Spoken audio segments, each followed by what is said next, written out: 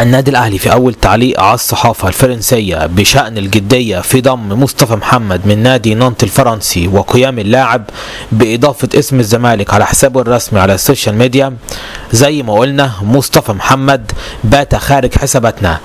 نزلنا خبر لحضراتكم النهاردة وقلنا إن النادي الأهلي بيعلن عن خروج مصطفى محمد من حساباته.